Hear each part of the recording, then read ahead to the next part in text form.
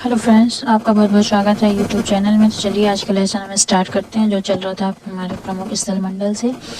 तो ये जो पार्ट है ये इसी स्थल मंडल में से ही है जो उसका क्या है भौतिक विभाजन करता है। तो चलिए हम आगे बढ़ते हैं।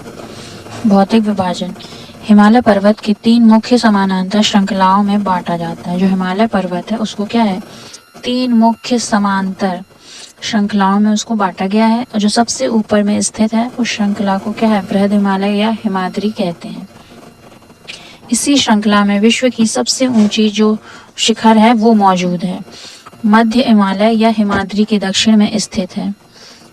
शिवालिक सबसे दक्षिण स्थित श्रृंखला में है। हिमालय के दक्षिण में भारत का जो उत्तरी मैदान है वो स्थित है। याद रखिए हिमालय के दक्षिण में क्या है भारत का उत्तरी मैदान है। भारत के पश्चिमी भाग में क्या है महामरुस्थल स्थित है। भारत के उत्तरी मैदानों के दक्षिण में प्रायद्वीपीय पठार स्थित है। इसकी आकृति कैसी है त्रिभुजाकार है। इसके उत्तर पश्चिम में कौन सी श्रृंखला पाई जाती है तो अरावली श्रृंखला पाई जाती है। पश्चिमी घाट के पश्चिम में तथा पूर्वी घाट के पूर्व में तटीय मैदान स्थित हैं। पश्चिम तटीय मैदान काफी सक्रिय है। पूर्वी तटीय मैदान जो है वो पश्चिमी की अपेक्षा क्या है चौड़े हैं। वहाँ पूर्व की ओर बहने वाली कई नदियां पाई जाती हैं। जो हमारी पूर्व से जो नदियां बहती हैं वो क्या है अधिकतर हैं और जो पश्चिम की ओर नदियां बहती हैं वो केवल 2 ही हैं नर्मदा और तापी। भारत का सबसे दक्षिण बिंदु जो क्या है इंदिरा पॉइंट है। यह निकोबार द्वीप समूह में स्थित है और इसका पहला नाम क्या था पिगमेलियन पॉइंट था। इसका जो पहले नाम था वो था पिगमेलियन पॉइंट। भारत के सबसे उत्तरी बिंदु इंदिरा कौल जम्मू कश्मीर राज्य में स्थित है। तो सबसे ऊपरी बिंदु जो है वो है इंदिरा कौल और सबसे निचले बिंदु जो है वो कौन सा है इंदिरा पॉइंट। पश्चिमी बिंदु सर क्रीक है। जो पश्चिम में स्थित है वो है सर क्रीक जो कि गुजरात में है और जो पूरब में स्थित है वो अरुणाचल प्रदेश में कौन सा बिंदु है वलागू बिंदु है। तो चलिए हम आगे देखते हैं। कुलाबा पॉइंट मुंबई में स्थित है। पॉइंट काली मेरे तमिलनाडु में स्थित है और पेड्रा जाफना कहाँ है श्रीलंका के उत्तर पूर्व में स्थित है। ठीक है। भारत एवं चीन की सीमा को जो कहते हैं वो है मैकमोहन रेखा और यह रेखा 1914 में शिमला में निर्धारित की गई थी। भारत और अफगानिस्तान के बीच कौन सी रेखा पाई जाती है तो वो है डूरंड रेखा। यह कब निर्धारित की गई थी तो 1896 में सर डूरंड द्वारा निर्धारित की गई थी। और अब यह रेखा कहाँ पाई जाती है तो अफगानिस्तान और पाकिस्तान के बीच में पाई जाती है।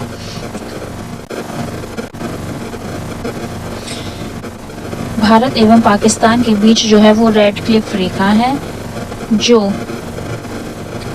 15 अगस्त 1947 को सर सीजे रेडक्लिफ के द्वारा निर्धारित की गई थी। अगर आपसे पूछा जाए कि भारत एवं पाकिस्तान के बीच कौन सी रेखा है तो वो है रेड क्लिफ रेखा। दक्षिण में श्रीलंका भारत से कैसे अलग होता है तो वो होता है पाक जल संधि द्वारा और मन्नार की खाड़ी द्वारा अलग होता है। उत्तरी मैदानों के दक्षिण में प्रायद्वीपीय पठार स्थित हैं। इसकी जो आकृति है वो कैसी है त्रिभुजाकार है और इसके उत्तर पश्चिम में कौन सी श्रृंखला पाई जाती है बताया था मैंने अरावली श्रृंखला स्थित है।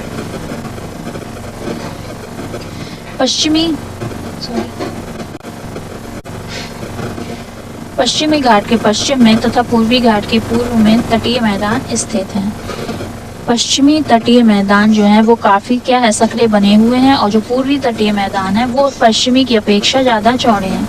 यानी आप नक्शा देखें भारत का तो ऐसा है नीचे से तो जो इस साइड है पश्चिमी ये क्या है थोड़े से सकरे हैं और जो पूर्वी है वो क्या है थोड़े से चौड़े हैं इसकी अपेक्षा पश्चिमी की अपेक्षा। वहाँ पूर्व की ओर बहने वाली कई नदियां बहती हैं। महानदी गोदावरी कृष्णा कावेरी बंगाल की खाड़ी में गिरती हैं। यानी इस साइड गिरती हैं। इस साइड बंगाल की खाड़ी है तो ये सारी नदियां जो हैं वो इसी साइड गिरती हैं। ये नदियां अपने मुहानों पर क्या है उपजाऊ डेल्टा का निर्माण करती हैं। बंगाल की खाड़ी में गंगा एवं ब्रह्मपुत्र नदियों के मुहाने पर क्या है कौन सा वो डेल्टा बनता है तो सुंदरबन डेल्टा बनता है जो कि विश्व प्रसिद्ध है। भारत के 2 द्वीप समूह भी हैं जो लक्षद्वीप तथा अंडमान निकोबार द्वीप समूह भारत से दक्षिण पूर्वी दिशा में बंगाल की खाड़ी में स्थित है। लक्षद्वीप प्रवाल द्वीप है जो अरब सागर में स्थित है। तो लक्षद्वीप कैसा द्वीप है? प्रवाल द्वीप है जो कहाँ पर स्थित है? अरब सागर में स्थित है।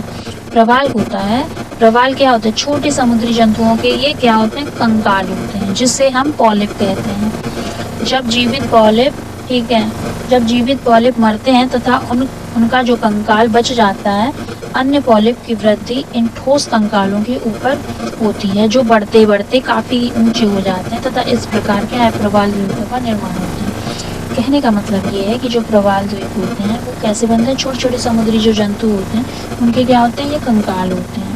और जब ये कंकाल क्या है, ये धीरे धीरे क्या है, मरते जाते हैं, और जो समुद्र की जो लहरें होती हैं उसके जरिए क्या है, एक जगह पर ये धीरे धीरे करके क्या है, समुद्र की लहरों से इकट्ठे होते जाते हैं। इस साइड को एक साइड इकट्ठे होते जाएंगे, तो ये क्या है, एक के ऊपर एक के ऊपर एक, ये क्या है, परत चढ़ती जाती है, जिससे क्या होता है, द्वीप का निर्माण होता है। तो आज के लिए फ्रेंड्स इतना ही। अगले वीडियो में हम मिलते हैं। तो आपको वीडियो पसंद आए तो प्लीज़ इसे सब्सक्राइब कर दें और लाइक कर दें, बेल आइकन प्रेस कर दें ताकि जो भी हम वीडियो बनाए वो आप तक सबसे पहले पहुंचे। तो आज के लिए इतना ही। Thank you.